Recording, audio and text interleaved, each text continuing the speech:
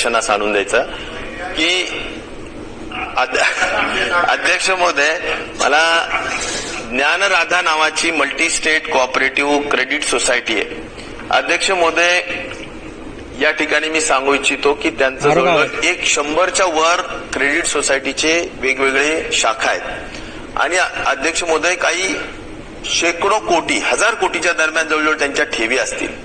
अध्यक्ष महोदय, प्रश्न असा आहे की कम्प्लिटली हा जो काही क्रेडिट सोसायटी आहे ही आता त्यांची ठेवी त्यांनी चुकीच्या मार्गाने वापरल्या.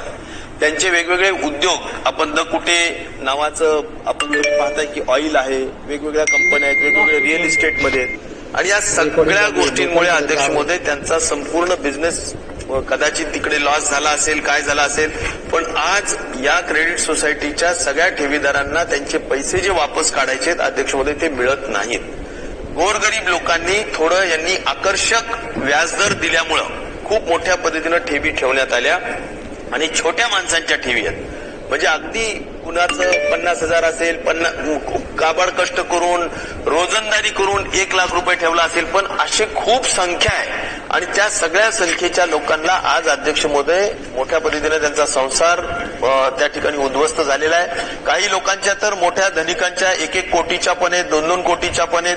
पण अध्यक्ष महोदय, या सगळ्यांचा संसार रस्त्यावर आलेला आहे. त्यांना मानसिक स्वास्थ्य बिघडलेलं आहे. त्यांच्या मुलांच्या शिक्षणाचे प्रश्न आहेत, लग्नाचे प्रश्न आहेत, मुलींच्या या सगळ्या प्रश्नांच्या संदर्भाने अत्यंत गांभीर्याने माझं म्हणणं आहे आदरणीय दादांनी यामध्ये लक्ष घालावं आणि कुठल्याही परिस्थितीत या लोकांचे ठेवीचे पैसे कसे वापस दिले जातील. अध्यक्ष महोदय, त्यांच्यावर 25 केसेस दाखल झालेल्या आहेत. 25 केसेस पोलीस स्टेशनला दाखल झाल्या आहेत, पण त्याच्यात काही होत नाही, वेळ काढूपणा चाललेला आहे.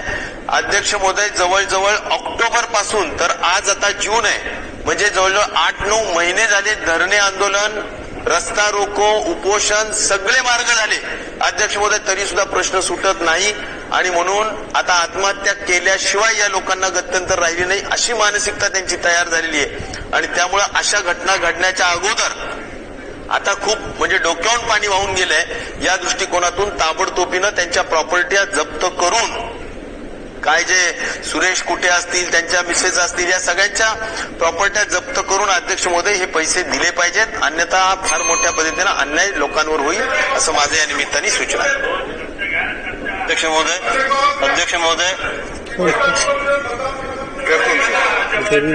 सन्माननीय सदस्य राजेश टोपे साहेबांनी जो मुद्दा उपस्थित केला, मगाशी कोल्हापूरचे आमदार आंबेडकर साहेबांनी एक मुद्दा माझ्याकडे एक पत्र दिलंय. मी त्याच्याबद्दल सहकार सचिव, सहकार आयुक्त आणि संबंधित अधिकारी यांची एक बैठक लावलेली, ती अधिवेशनाच्याच काळात आहे, ती पुढच्या आठवड्यात.